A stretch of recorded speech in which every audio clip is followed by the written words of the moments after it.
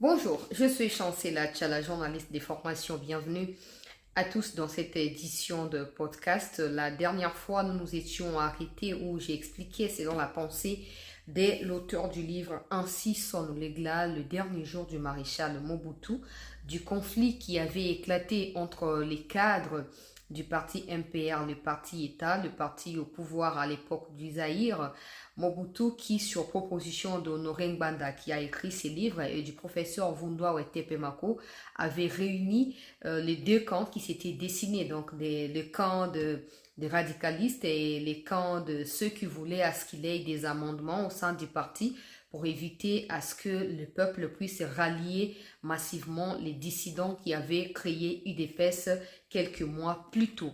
Alors, à Gbadolite, Mobutu qui s'y séjournait, a convoqué les deux parties pour des discussions. Je rappelle que selon la pensée de l'auteur, les deux parties où le parti s'était divisé en deux à cause du frais du fonctionnement du parti.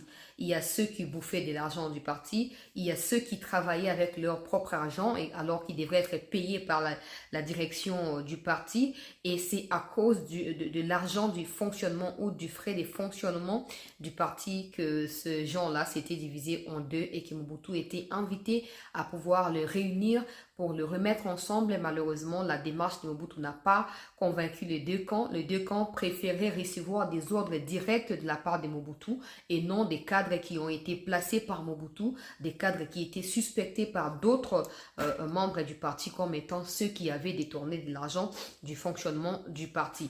Je rappelle que c'est ce qui se passe actuellement avec l'actuel parti au pouvoir. Nous avons vu une sortie de M. Etene Longondo. Bien avant sa sortie, nous avons suivi ce que c'est lui qui dirige le parti au pouvoir a déclaré, et nous avons aussi suivi ce que Etene Longondo a dit aujourd'hui. Donc cette histoire de l'argent n'a pas commencé aujourd'hui. C'est comme ça que j'avais dit précédemment ici. Et j'ai posé même la question, est-ce que ceux qui dirigent aujourd'hui le Congo prennent le temps de lire l'histoire, prennent le temps de pouvoir intérioriser cette histoire-là? Pas parce c'est une histoire d'un dictateur, pas forcément, parce que les mêmes faits ou les mêmes causes produisent les mêmes effets. Alors, il faut rapidement essayer de lire ce qui s'est passé avec le MPR, essayer d'adapter les revendications des militants ou des participants ou des membres du parti, et essayer d'adapter leurs besoins, leurs revendications à ce qui se passe de façon réaliste sur le terrain. Sinon, il y aura un décalage, et dans ces décalages, l'ennemi pourrait profiter. Je ne donne pas conseil aux partis au pouvoir, ils savent bien ce qu'ils sont en train de faire et où ils vont en aboutir. Je continue aujourd'hui avec la lecture, très chers compatriotes.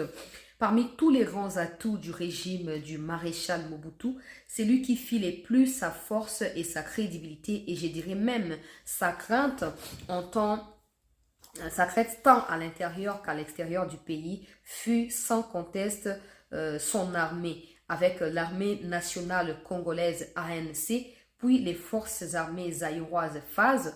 Mobutu a été l'artisan principal de la défense du territoire national. Il a incarné plus que quiconque cette armée dont il avait la fierté de clamer tout haut qu'elle était l'œuvre de ses mains. Et il ne les mentait pas. Même les puissances occidentales lui reconnaissaient seuls ses mérites et cette capacité d'avoir recollé les morceaux des fractions armées provinciales à la solde des politiciens pour en faire une armée nationale placée sous un commandement unique et solide, le sien. Ainsi, l'opinion tant nationale qu'internationale parlait-elle non sans raison de l'armée de Mobutu. Fort de cette réussite, Mobutu ne lésina pas sur le moyen et les ouvertures que lui offraient ses amis de l'Occident et ceux des autres régions du monde. À l'époque où il avait lui-même les commandements et l'organisation de l'armée en main, il envoya chaque année aux États-Unis, en France, en Belgique, en Allemagne, en Grèce, en Italie et en Israël, où il a reçu lui-même sa formation de parachutiste et où il effectua à cette occasion son premier saut en mer. D'autres officiers furent envoyés en formation en Chine, au Maroc et en Égypte. L'examen des archives de la Défense nationale montre clairement que, à cette époque-là, les officiers zaïrois qui furent envoyés en formation à l'étranger sur ordre des Mobutu étaient issus de toutes les régions du Zaïre. Nous verrons plus loin pourquoi ce détail est important. Nous aussi, on verra, parce que nous aussi, on a toujours soutenu que Mobutu a été un vrai et un grand artisan du nationalisme. Un vrai nationaliste, un artisan du nationalisme des renom, si on doit les dire comme ça. Mobutu a réussi à réunifier les Zaïre. Ici, c'est clair. Les gens qui étaient envoyés en formation de gauche à droite n'étaient pas les gens d'une seule province. C'était les gens de toutes les provinces réunies. Mais aussi l'importance que Mobutu accordait à son armée parce que c'était l'armée sa fierté. Peut-être parce qu'il était militaire. Mais un pays, on le reconnaît par sa force militaire. Hein. S'il n'y a pas d'armée, il n'y a pas de pays. Mobutu a fait beaucoup de choses. Cela n'exclut pas qu'il ait fait également des mauvaises choses qui aujourd'hui ont des répercussions sur notre pays. Qu'à cela ne tienne, nous devons nous inspirer du côté positif de son parcours pour nous permettre de pouvoir améliorer ce que nous essayons de faire actuellement. Et que dans les futurs, on ne va peut-être pas reproduire les qualités que Mobutu avait fournies à l'armée, certainement pas, mais on pourrait faire à notre manière les choses, mais en s'inspirant de ce qui a réussi d'entre les mains du maréchal Mobutu. Dans les pays, des grands centres de formation des renommées mondiales furent créés pour la formation et l'entraînement des militaires et des officiers zaïrois. Citons les centres commando des Kotakoli où ont été organisées plusieurs compétitions annuelles entre les commandos belges et zaïrois. Oh là là! Et Dieu seul sait combien de fois les commandos zaïrois ont ravi la palme à leurs collègues belges. Ouf! Énorme comme information. Des compétitions entre l'armée belge et l'armée zaïroise à l'époque, et c'est l'armée zaïroise qui remportait des compétitions. Est-ce qu'aujourd'hui on peut encore s'imaginer la même chose? Je ne sais pas, chacun de nous pourrait répondre à la question. La base de Kitona, les centres supérieurs militaires de Kinshasa à Ngalema, l'école d'officiers de Kananga, le centre de formation des parachutistes de Seta Anjili. Une fois de plus, on constate que les implantations, je voulais dire la même chose, de ces centres n'étaient pas concentrées dans une seule région du pays, mais qu'elles obéissaient plutôt aux besoins géostratégiques de la défense du territoire national. Ce détail est lui aussi important pour la compréhension de la suite des événements. Très important. Je voulais même en parler avant de lire le paragraphe suivant. Les centres de formation étaient éparpillés dans le coin stratégique de la République et non reconcentrés ou centrés dans la même région. Ça, c'était très important parce que voilà. En tout cas, Mobutu, merci. Le Zaïre répondait ainsi à ces moments-là à sa véritable vocation nationale et africaine, non seulement aux yeux des amis occidentaux de Mobutu, mais aussi à ceux de nombreux pays africains qui considéraient les Zaïre avec raison comme l'un des piliers de la stabilité et du développement de l'Afrique. Waouh! Pour preuve, les forces armées zaïroises sont intervenues dans les passés dans des missions de maintien ou de restauration de la paix au Nigeria, au Tchad, au Burundi ou au Rwanda ou en Centrafrique par exemple. La République du Zaïre a par ailleurs accueilli dans les années 1970 à 1980 pour leur formation et leur entraînement dans les différents centres militaires du pays, les officiers supérieurs et militaires venus de plusieurs pays d'Afrique, notamment le Rwanda, le Burundi, le Tchad, la Centrafrique et le Togo. Donc en dehors du fait que le Congo était, le Zaïre j'allais dire, hein, c'était pas le Congo, le Zaïre était le socle de la stabilité de l'Afrique et même le miroir de l'Afrique, si on doit le dire comme ça, du point de vue militaire. L'armée zaïroise, à travers ses différents centres de formation implantés dans toute la République à l'époque, formait des officiers qui étaient venus de la part des pays voisins et même extra-voisins si vous voulez. La RCA, le Burundi, le Rwanda font partie des pays voisins. Le Tchad et le Togo aussi ont envoyé des officiers de leur pays pour venir apprendre auprès de forces armées zaïroises à l'époque. Est-ce que c'est encore le cas aujourd'hui? Je ne sais pas. Loin de moi l'esprit de faire la comparaison, hein, parce que l'ultime ici, c'est de faire comprendre à tout le monde, à ceux qui dirigent, à nous, peuple, aux autorités, je ne sais pas moi, à tous les niveaux, que cette histoire ou l'histoire de notre pays nous est utile. On ne peut pas échapper à cette histoire-là. Il faut qu'on lise, qu'on relise et qu'on apprenne de l'histoire de notre pays. Parce que normalement, c'est dans plusieurs ouvrages. Ici, on est au niveau où Mobutu avait encore le soutien des Occidentaux avec lui. Il en a profité pour implanter une armée forte, pour implanter une armée qui formait des pays en Afrique, pour implanter une armée qui pouvait faire des compétitions avec des armées occidentales, etc. Nous devons nous inspirer de cet aspect positif, le temps que le malheur puisse accabler les régimes de Mobutu et qu'il puisse abandonner le peuple et la République. Mais en ces moments-là, c'était encore bien, les choses allaient encore bien et il en avait profité pour marquer de ses empreintes l'histoire du Zaïre. Aujourd'hui, nous lisons comme une histoire, mais ceux qui ont vécu à cette époque-là savent que c'était vrai, ils l'ont vécu, ils l'ont vu de leurs propres yeux et ce n'est pas que des racontars dans un livre pendu par quelqu'un. Je continue avec la lecture. Si j'évoque ces faits historiques, ce n'est pas pour faire une quelconque apologie, mais pour mieux faire ressortir les contrastes avec la suite de l'histoire en vue de permettre de mieux scruter et de mieux comprendre les processus malheureux de la dégradation irréversible des forces armées zaïroises. Voilà ce que je venais de dire, qu'il y a eu un côté positif et un côté négatif. Nous, on n'a pas besoin de côté négatif parce qu'on peut prendre ça, pour exemple, pour essayer de comparer peut-être avec ce qui se passe aujourd'hui et prendre les côtés positifs pour pallier aux problèmes négatifs ou aux côtés négatifs qui peut avoir lieu encore aujourd'hui au sein de nos forces, etc. Processus qui fut imperceptible pour certains observateurs.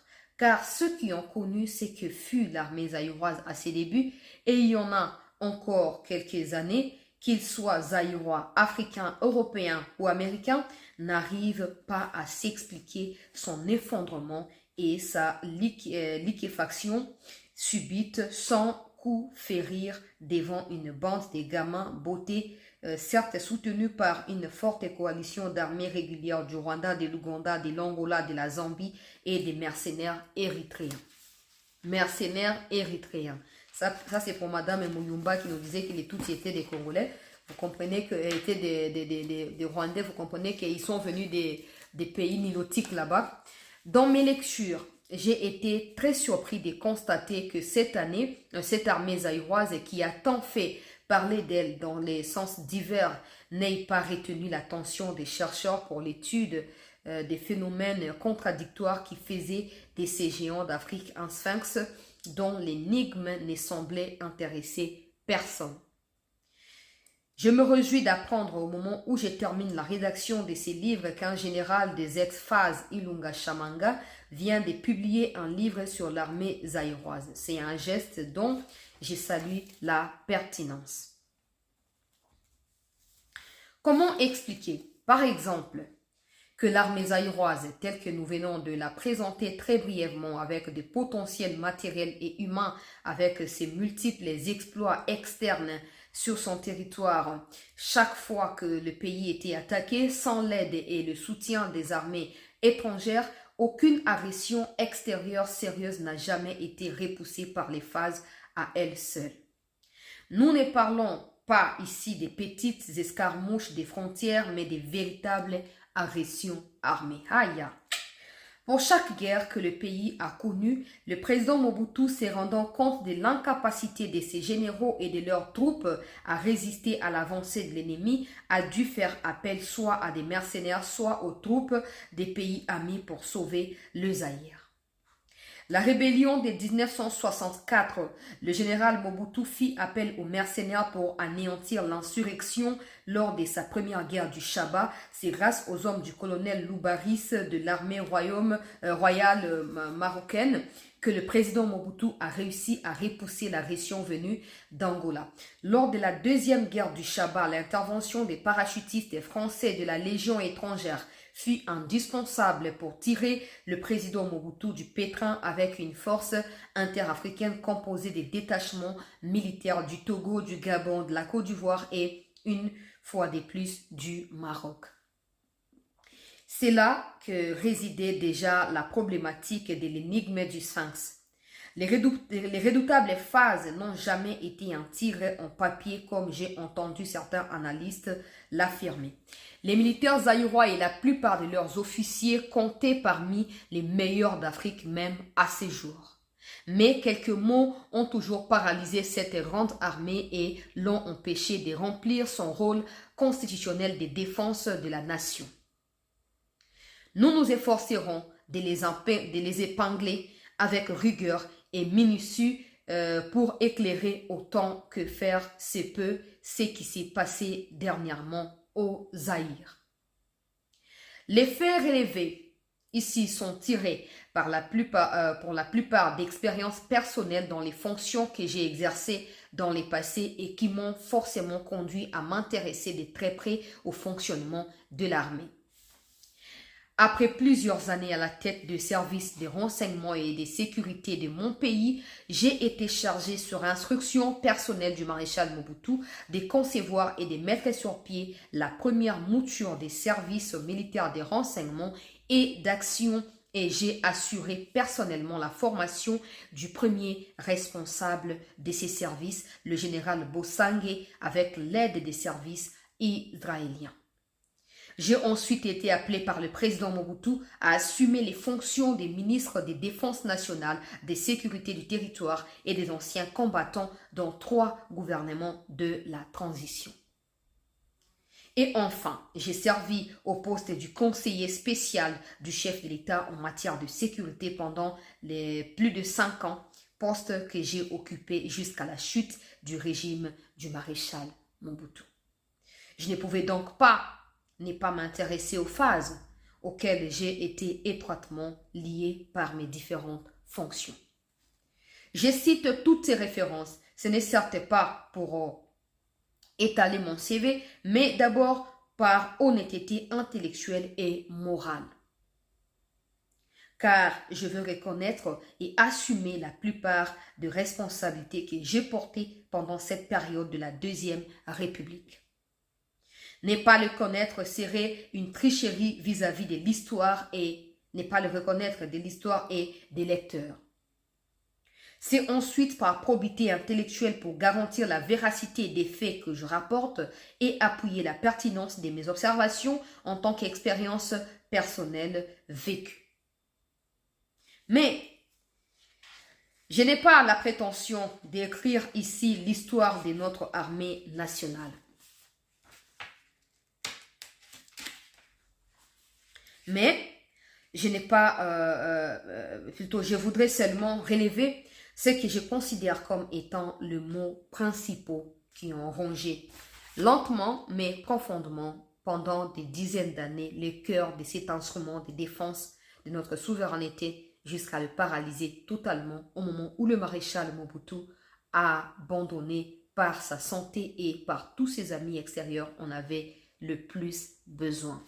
On va mettre un point pour aujourd'hui. On va continuer demain avec la guerre des généraux, la suite du même livre.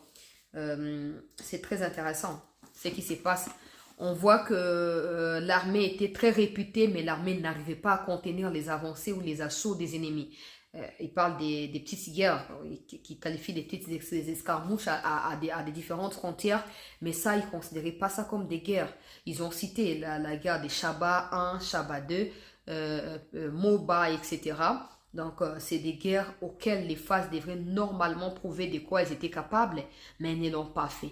Pourquoi? Parce que selon ce que je viens de lire en votre présence, c'est qu'il y avait des brebis galeuses qui rongeaient les bons fonctionnements de notre armée. Et même du moment où Mobutu avait plus besoin de cette armée-là, l'armée avait abandonné Mobutu. Vous connaissez quand même l'histoire de comment Mobutu a fui la capitale pour aller à Gbadolité, comment il s'est rendu au Togo et par la suite au Maroc. Nous avons même appris, selon l'histoire ou dans certains ouvrages, qu'au niveau de Gbadolité, c'était les mêmes phases qui s'étaient retournées contre Mobutu et c'est eux qui ont attaqué les cargos qui devaient embarquer Mobutu et sa famille pour le Togo dans la matinée du 18 mai 1997. C'est triste, mais aussi ça doit nous servir d'histoire et de référence par rapport à comment nous devons agir devant certaines situations. Aujourd'hui encore, il y a des mêmes mots pratiquement qui rongent l'armée, mais dans la suite, on saura comment Mobutu avait fait pour réorganiser l'armée, malgré le fait qu'elle n'arrivait pas à contenir les ennemis étrangers, mais l'armée était toujours là, l'armée formée, même des pays qui nous venaient en aide de temps en temps, par exemple le Togo, la Centrafrique, le Burundi qui nous venaient en aide dans certains moments. Les officiers de ces pays-là étaient formés par les phases, mais comment les phases elles-mêmes n'arrivaient pas alors à combattre les ennemis. Nous en saurons plus dans la prochaine édition. J'espère que celle-ci vous a d'autant plus qu'interpellé et peut-être vous a remis en place dans votre façon de voir les choses et essayer d'adapter cette histoire à la réalité actuelle pour voir ce qui doit être normalement fait pour éviter que ce qui est arrivé à Mobutu et aux phases ne puisse plus jamais arriver à notre pays, à notre nation. Merci à tous. On se retrouve dans la prochaine édition.